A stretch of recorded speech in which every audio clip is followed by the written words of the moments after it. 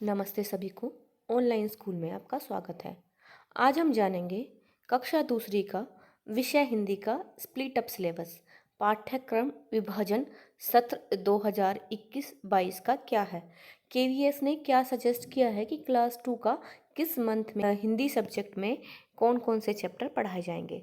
तो इसमें आप देख सकते हो कि जो अप्रैल मंथ है उसमें ऊंट चला पोयम और भालू ने खेली फुटबॉल, ये दो चैप्टर आएंगे। ऊंट चला एक पोयम है, तो एक कविता है, इसमें गायन करेंगे।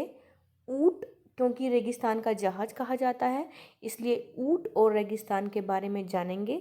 किस तरह से ऊंट सरवाइव करता है, रेगिस्तान में रहता है, अपने आप को उसके अकॉर्डिंग डालता है, वो हम बात करेंगे। और बोझ ढोने वाले जानवरों के बारे में जानेंगे जो बोझा ढोते हैं और जो हेल्प करते हैं मानव की बोझा ढोने में, उसका कार्य कराने में।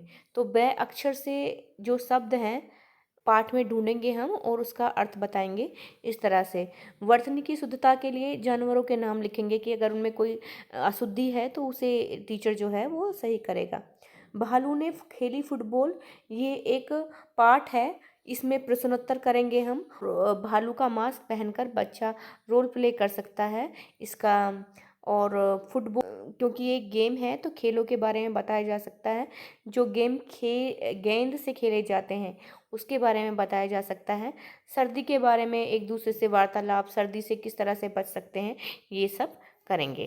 क्योंकि मई मंथ में छुट्टियां रहती हैं, इसे इसलिए हम जून का कालांश लेंगे। क्योंकि मई मंथ में छुट्टियां पड़ जाती हैं तो जो अब मई मंथ में जो कुछ दिन बचेंगे उसमें अप्रैल का सिलेबस ही चलेगा। फिर जून मंथ में छुट्टियां ख़त्म होती हैं तो जून और जुलाई में जो चैप्टर हम लेंगे उसके बारे में। तो जून में है म्याऊं म्याऊं, ये कविता है, इसे उचित हाव भाव के साथ बच्चा गाएगा। जुलाई मंथ में अधिक बलवान कौन, तो ये पाठ है जिसमें बताया गया है सूरज के बारे में और हवा के बारे में, और उन दोनों में आपस में झगड़ा हो जाता है कि अधिक बलवान कौन है, और अंत में सूरज जीत जाता है। तो ये बहुत ही अच्छी कहानी है जिससे बच्चे उचित हाव भाव के साथ अगर बच्चे को पढ़ाया जाएगा तो बच्चा बहुत अच्छे से ध्यान से सुनेगा। गर्मी से बचाव के लिए क्या क्या करना चाहिए, इस तरह शब्द या वाक्य बच्चे से बना सकते हैं।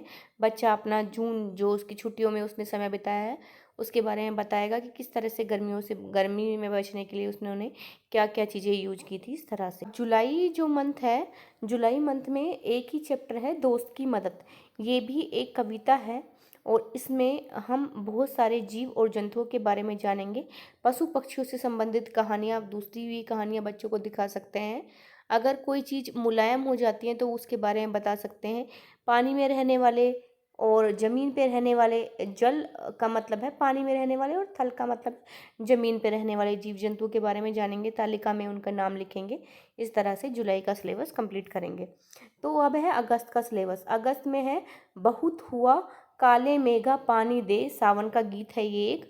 क्योंकि बरसात का समय भी देखिए अगस्त में शुरू हो जाता है, तो वर्षा ऋतु जैसे ही शुरू हो जाती है तो उसके लिए एक गीत गाया है। तो बच्चा इसे अपनी डे टू डे लाइफ यानी अपनी डेली लाइफ के साथ इसे कोरिलेट कर पाएगा। और हम बच्चे को वर्चुअल मीडियम से दिखा सकते हैं कि बारिश किस तरह से आती है और जो वर्षा चक्र है किस तरह से होता है, वाष्पीकरण होता है किस तरह से होता है, ये सब चीज़ें हम दिखा सकते हैं बच्चे को। तो ये है एक अगस्त मंथ में चैप्टर। सितंबर मंथ में है मेरी किताब, तो बच्चा इसमें बड़ा उत्सुक हो जाएगा कि उसकी किताब में क्या क्या चीज़ें हैं ये देखने के लिए। और बच्चे को आप इसमें नाप तोल फीता वजन के बारे में बता सकते हैं, अनेक के लिए एक शब्द का ज्ञान करा सकते हैं। और किताब के बारे में तो बताएंगे ही, बच्चों को कौन कौन सी किताब बच्चे को पसंद आती हैं, कौन कौन सी किताब बच्चे को पसंद नहीं आती हैं और क्यों नहीं आती हैं, इसके बारे में बच्चे के साथ वाद विवाद कर सकते हैं। अक्टूबर मंथ में है तितली और कली। तो तितली और कली में देखिए तितली और कली का जो है पिक्चराइजेशन कराएंगे बच्चे से, और पिक्चराइजेशन करा के बच्चे से कलर भरवाएंगे उसमें तितली का, और तितली किस तरह से बच्चों को सुंदर लगती है ये बच्चे बता पाएंगे। और किस तरह से उनके बगीचे में या फिर वो जब उसमें जाते हैं खेतों में जाते हैं तो किस तरह से तितली को देखते हैं, तो उसके बारे में बात करेंगे। अच्छी महक, बुरी महक, फूलों के बारे में, वस्तुओं की पहचान, कलर से पहचान के बारे में बच्चे को बताएंगे। ओरिगेमी के थ्रू बच्चों से फ्लावर बनवा सकते हैं, तितली बनवा सकते हैं, बाकी चीज़ें बनवा सकते हैं। तो इस तरह का इस चैप्टर में कराया जाएगा। नेक्स्ट नवंबर मंथ में है बुलबुल और मीठी सारंगी। बुलबुल जो है उसमें बुलबुल के बारे में बताया गया है, तो हम पक्षियों के बारे में, समूह के लिए एक नाम, कलगी वाले जो पक्षी होते हैं, जिनके ऊपर सर के ऊपर कलगी लगी होती है, उन पक्षियों के नाम जानेंगे। और पीपीटी द्वारा सारे बच्चों को दिखाएंगे किस तरह से पक्षी होते हैं और उनमें क्या क्या डिफरेंस होता है। बुलबुल के बारे में 5 वाक्य लिखवा सकते हैं। कलगी वाले पक्षियों की सूची बना सकते हैं। पशु से रिलेटेड या पक्षियों से रिलेटेड पहेलियाँ बता सकते हैं। एक समूह को एक नाम दे सकते हैं। इस तरह से एक्टिविटीज़ में कराएंगे। और मीठी सारंगी जो है संगीत से रिलेटेड है कि किस तरह से वाद्य यंत्र होते हैं, किस तरह से उनका वर्गीकरण किया जा सकता है। कौन से वाद्य यंत्र नाक से ध्वनि निकालते हैं, कौन से वाद्य यंत्र मुख से ध्वनि निकालते हैं, तार वाले कौन से होते हैं, थाप वाले कौन से होते हैं। तो इस तरह से म्यूजिक से कोरिलेट करके हम इस चैप्टर को पढ़ाएंगे हिंदी में बच्चे को, और ये शब्द बताएंगे जो हिंदी के शब्द होते हैं। दिसंबर मंथ में है टेसू राजा बीज बचार। इसमें ये एक कविता है और बड़ी अच्छी सी कविता है। इसमें बच्चे को हम उचित हाव भाव गायन के साथ बच्चे को कविता से सिखा सकते हैं। और टेसू क्या होता है, टेसू उत्सव के बारे में बच्चे को बता सकते हैं।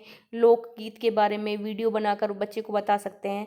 उसके बाद जनवरी में आएगा बस के नीचे बाघ और तेंदुए की खबर, बाघ का बच्चा। तो इसमें देखिए बाघ और तेंदुए के बारे में बताया, तो हम जंगली जानवरों के बारे में, पालतू जानवरों के बारे में बच्चे को बता सकते हैं। क्या फ़र्क होता है इनमें बता सकते हैं, किस तरह से ये हानिकारक होते हैं। मांसाहारी और शाकाहारी जानवरों के बीच में अंतर स्पष्ट कर सकते हैं। और 5 पंक्तियाँ लिखवा सकते हैं किसी भी पालतू पशु पर या जंगली जानवर पर। तो इस तरह से हम जो है, और क्योंकि इसमें तेंदुए की खबर बस के बारे में बात आई है, तो बस के बारे में हम अन्य वाहनों, बस के अलावा जो अन्य वाहन होते हैं उसके बारे में बच्चे को बता सकते हैं। थल पर कौन से चलते हैं, जल पर कौन से चलते हैं, वायु में कौन से वाहन चलते हैं। तो इस तरह से हम डिस्कस कर सकते हैं। और फरवरी महीने में ही है सूरज जल्दी आना जी। देखिए इस समय पे सर्दियाँ होती हैं, तो बच्चों को सूरज की बहुत आस होती है, गर्मी की आस होती है। तो ये सबसे को रिलेट करके हम इस चैप्टर को जो है पढ़ा सकते हैं। देखिए फरवरी मंथ में है फिर नटखट चूहा और इक्की दुक्की। इक्की दुक्की नटखट चूहा के बारे में पहले बात कर लेते हैं। नटखट चूहा में एक चूहा होता है जो बहुत ही नटखट होता है, उसके रिलेटेड ही ये स्टोरी दी गई है। कहानी में उचित भाव के साथ, उच्चारण के साथ, रोल प्ले के साथ हम करा सकते हैं। और सिर पर पहनने वाली पोशाक जो होती है उनके बारे में बता सकते हैं।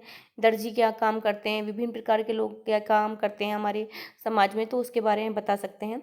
और इक्की दुक्की जो स्टोरी है वो 2 बहनों की स्टोरी है, जिसमें इक्की को 1 बाल होता है सर पे और दुक्की को 2 बाल होते हैं सर पे। तो इस तरह की कहानी है और इसमें बहुत ही अच्छी स्टोरी दिखाई हुई है कि किस तरह से वो मेहंदी के पास जाते हैं, किस तरह से इक्की के बहुत सारे बाल आ जाते हैं या दुक्की के आ जाते हैं।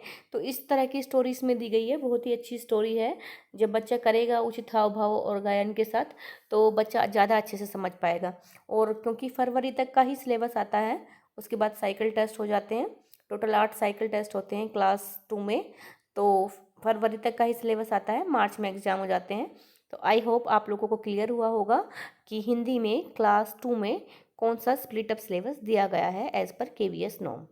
So thank you.